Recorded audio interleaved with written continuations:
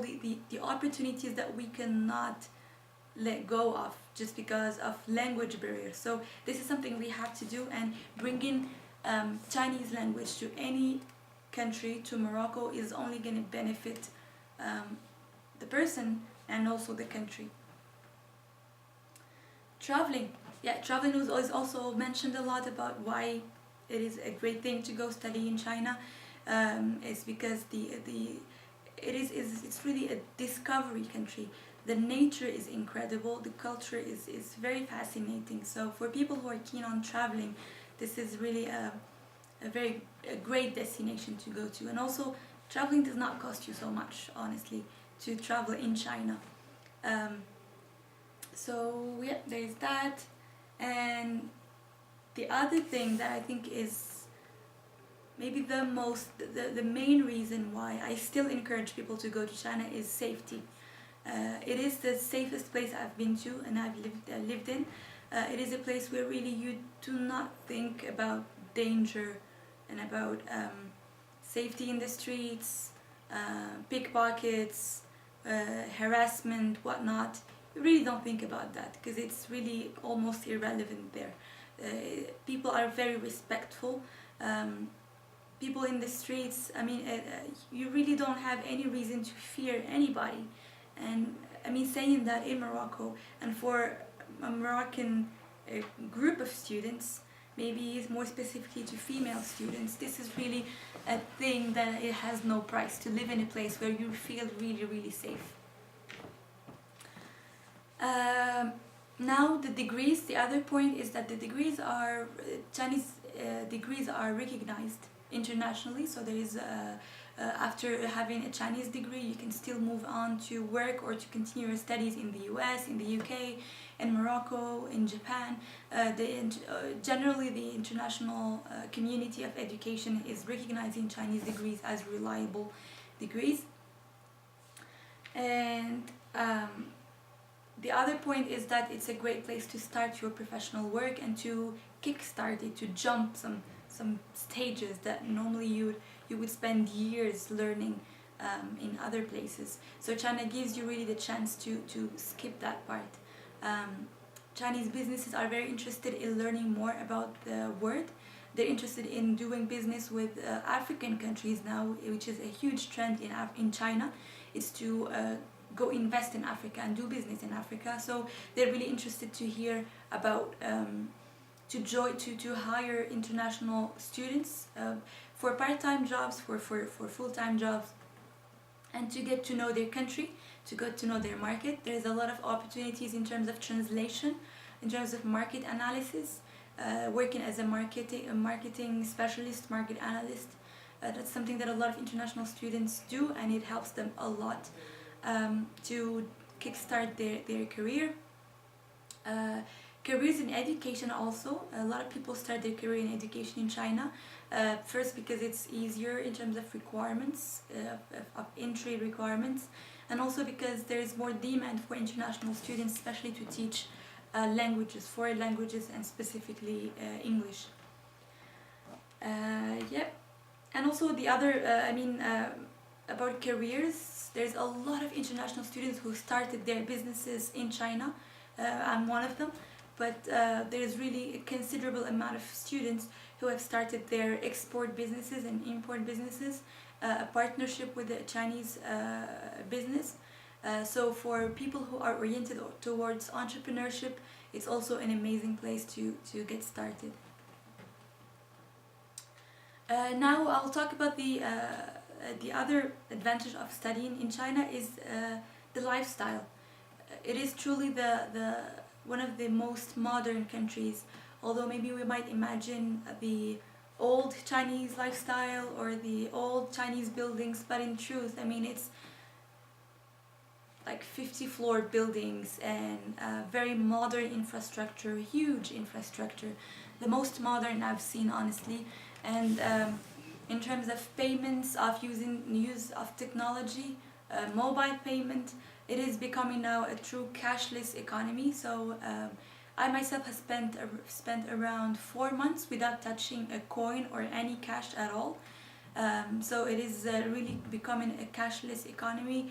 You might stumble across a little robot in the bank showing you where to sit and where to wait. So the Chinese people in general are very keen on futuristic stuff, on gadgets, and whatever is new in the market, they're the first to use it. It's really a culture that is a first mover in terms of adopting technology and adopting innovation. So you live in that. You will book everything on your phone, you'll pay everything on your phone, and yeah, so the lifestyle is very interesting to live in the future already. Now the question also that I asked earlier, when you think of China, you would maybe imagine an old pagoda and a Chinese style building, or maybe you would imagine 100-floor skyscraper.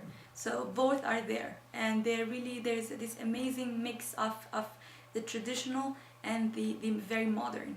The extremely traditional and beautifully restored culture and the architecture, decoration, clothing, plus the very, very modern infrastructure and buildings. So how the cities look is, you'll find the skyscrapers and the traditional buildings, but the other special thing about Chinese cities is the parks.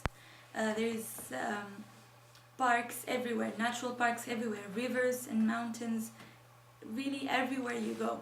So in terms of the landscape, this is how you would imagine it. It's a mix of all of these things together. Yeah, so also here, maybe you'll see it in the slides, some information about some cities. Unfortunately, there's a lot of incredibly huge and modern cities that are not famous, that maybe nobody knows about in the whole world, although they're huge. The population is like tens of thousands, but they're not necessarily known. So we have Shanghai, which is the biggest city in the world in terms of population. It's 24 million people, and it is the essential financial hub in the world. So Shanghai is the typical city that everybody knows about. It's the symbol of modernity, but actually the reality of it is that it's also crowded. It's the most expensive, I would say. Beijing and Shanghai are the most expensive in terms of living expenses and rent. So what I suggest personally, what I advise students who want to go, is not to go for these two cities just because it's 24 million people. I mean, just imagining that is actually, it can tell you how big and how huge it is and how hard it is to actually find your place there. But traveling there is very, very important. If you go to China, you'll have to visit Beijing and Shanghai. The other cities that I personally have visited, they're one of the biggest cities in China. They're also the pilot cities that were selected by the government to be a pioneering city in like smart city and all of that. And they're also huge cities and just not as famous as Shanghai and Beijing. And I suggest to students to consider those cities a lot. We have Hangzhou. It's one of the old capitals of China. It's the fourth biggest metropolis in China. It's only 1 hour away from Shanghai, and it has the biggest network of shared bikes. So shared bikes is the biggest mode of transportation there. So Hangzhou is also a very, very beautiful city. A lot of universities are there, very good universities and very well ranked universities are in Hangzhou. We also have Nanjing, which is also an ancient capital of China. It's 90 minutes away from Shanghai, and it has around 8 million people. There's also good universities in Nanjing. It has also very nice traditional buildings and traditional areas. We'll talk also about Ningbo. Ningbo has the busiest port in the world, so it's one of the main international trading hubs in the world. Most of the stuff that comes, the made in China stuff, actually comes from the port of Ningbo, which is the original port before the port of Shanghai. Ningbo is 2 hours away from Shanghai also. There's also big universities there, including the University of Nottingham that I have joined myself and that I really highly recommend. It's also supposed to be, it was selected to be the entrepreneurship city, one of the entrepreneurship pilot cities, and it's part of the development area of the Yangtze River. So we have Shanghai, Hangzhou and Ningbo. They constitute a triangle, and that area is the most developed economically and the most active economic zone in China. Then we have Chengdu, which is in this center. It's also one of the biggest in China. It has 14 million people. It's the 5th biggest. It has the biggest building in the whole world, and it's very famous for panda. So if you check Chengdu, it's gonna be the panda city. A lot of students go to Chengdu as well. We have Wuhan, which is also a central city. It has 10 million people, a huge place as well. It is the major transportation hub in China because it's kind of in the center, in the center of the economic area. And this is the fastest train in the world, is the one between Guangzhou and Wuhan, and it can reach 394 kilometers per hour. There's also great universities in Wuhan that we recommend as well. And then we talked about Beijing. It's the capital. Now there's a government decision to move some stuff away from Beijing, just to make it more of an education and culture hub, as opposed to an industrial hub, because of all the pollution problems that happen in Beijing. Beijing is the most affected by pollution, and Shanghai as well, but Beijing is where there was cases of like a whole week off because of the fog, the wave of fog and pollution. So we do not also recommend really Beijing. Also, it's a great place to visit. Now we're moving to the next part, which is about the project of etudierenchine.ma. So I've launched this project a year ago, and what we're doing is we're doing consultancy for an l'accompagnement, consultancy of students who want to go to China. So while I was there working in university, I took advantage of it to negotiate contracts with universities where I have secured some spots for Moroccan students and some scholarships. I also worked on selecting the universities that offer English thought degrees and where there is a considerable international community. So what we're doing is we're receiving students who need advice. We talk about their career plan, the degree they want to do, the major they want to focus on, and if it is a good idea to do that major specifically in China. We send suggestions of a list of universities and degrees that we suggest to the students. We help them through the whole process of preparing their documents, applications, the admission, and securing their spot in campuses for their housing. And we also prepare them before they go. So there's a lot of things that can be quite I would say shocking. For me, it was shocking in a good way, but just to make sure that everybody is shocked in a good way, we do these preparation sessions with the students, and we prepare some guides to help them to navigate the city, to help them to create their bank account, to use their mobile payment systems, to use the mobile apps, the Chinese apps, not the typical softwares and like websites that we use. There is an equivalent to every website that we have. For YouTube, there is Youku. For Facebook and WhatsApp together, there is WeChat. So there's equivalents that we also talk about this to the students, how they can do the transition from the normal websites to the Chinese websites. We have a lot of students who are already there now.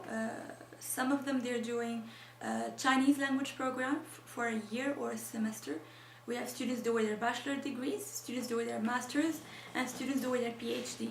And for all of these groups, there is students who have admissions, the ones who got partial scholarships, and some of them got a full scholarship. So we're still in contact with them. They're sharing pictures on social media all the time, and we work on sharing their stories as well, sharing their trips and their experiences. So far they all really enjoy their experience, and yeah, I'm very glad that they're all enjoying it. And yeah, so now we'll talk about the degrees, about the well, I'll say that the distribution of the degrees. It's similar to the American system, so it's going to be a 4-year bachelor degree and a 2-year master's degree. For PhDs, it's between 3 and 4 years. The degrees offered in China are in Chinese, some of them are in English. The ones we suggest and we send students to do our degrees in English. Generally, there is an internship during these 4 years or 2 years of education. The internships are arranged by the school generally, and the students, even when they study their degrees in English, they also have Chinese classes on the side to make sure that they learn Chinese as well. And basically the degrees, I'm gonna cite maybe the main ones that are very popular. So we have civil engineering, mechanical, electrical, and environment engineering. In terms of computer science, we have software engineering, network engineering, artificial intelligence. We have also a specialized biopharmaceutics university. So we have pharmaceutical engineering, bioengineering, pharmacology, and chemical engineering. For business students, we have also business administration, international business. E-commerce is a big major now in China. Marketing, tourism management, and logistics specifically also is a very special degree. Entrepreneurship. And also there is degrees in international relations, international communications, linguistics, and Mandarin Chinese. Alright, so generally there is something for everyone. For partnering universities, we do partner with some foreign universities implanted that are delocated in China, but most of our partners are actually Chinese universities. The campuses that they provide they're usually huge campuses, between 10,000, maybe between 6,000 and 20,000 students in the campuses. And the campus always has the classroom, the academic area, the residences, the student residence where everybody lives there, the canteens, the library, and there is the health center. So it's something similar to AUI, just a bigger scale. And a gymnasium. The idea is that we send students to only 2 places that are very well established and that have actual campuses that cover everything a student can need during those years.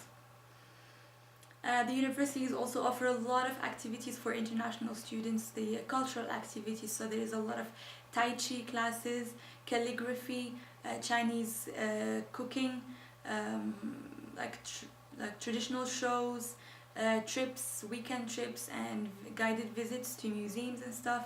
So especially at the beginning, the orientation period, there's really a lot of things to do that universities are taking care of. And yeah, now we'll move to the scholarships. So the scholarships we take care of, so there is partial scholarships that can be between 20 and 80% of the tuition, and or 20 to 80% of the housing. Then we have full scholarship for tuition, so it's 100% of the tuition, and you're left with the housing. Then there is full scholarship and partial housing, so you get 100% on your tuition and between 20 to 80% or to 100% on your housing. And then we have 100% on everything, so you have 100% on housing, on tuition, on maybe insurance and books, and there is a chance also to get a stipend. So it's an allocation of between 500 and 3,500 yuan per month. but that is generally for PhD students. Right, so for the criteria of selection, how do international students, do universities select international students? So one criterion is English, and I'm sure it's not an issue here, and they're taking into consideration also the transcripts. There is no minimum grade, there is no minimum GPA or no minimum grade that you need to have to pass. And there is the study plan, so they take in consideration your study plan, what you want to do with your degree, and your motivations. For the English requirement that I talked about at first, most universities, they would write and they would require a TOEFL examination, but for my applicants, for the students, my partnering universities, the TOEFL is waived. So most universities do allow our agency to send students without TOEFL, assuming that we already know that their English is good. Some universities still do require that, but you are only required to submit the TOEFL after you receive your admission. So you get admitted and then you have to pass the TOEFL as a requirement that needs to be in the paperwork. Alright, so what's the procedure to start this is first you go to our website or to our Facebook page, you fill in the form, there's a form that's going to pop up, you send us a message, we're going to talk about what you want, what you need to know, your questions, everything you need to know, and we're going to be sending you a list of propositions, of suggestions about universities, the tuition fees, everything that you need to know about the school. And we start preparing your degree, your documents, your application file. Once it's ready, we confirm the validity of it, and then you pay the application fees. Then you receive the admission notice, you receive the scholarship announcement if you apply for a scholarship, if you receive a scholarship. And after that, so there is the confirmation fees. It's the second part of the fees that you pay only after you receive the visa documents. Then we help you apply for the visa, we do the preparation sessions, and we arrange for your arrival, which means that for most universities they will pick you up from the airport to take you to the campus, and you'll get your room, you'll get the orientation. So yeah, this is basically it. The page on Facebook is etudierenchine.ma, the website is etudierenchine.ma, and you can also reach out to me directly. And thank you for listening, and hope you enjoy your trip to China, and hope you will be back after your trip to do your degree there. Good luck!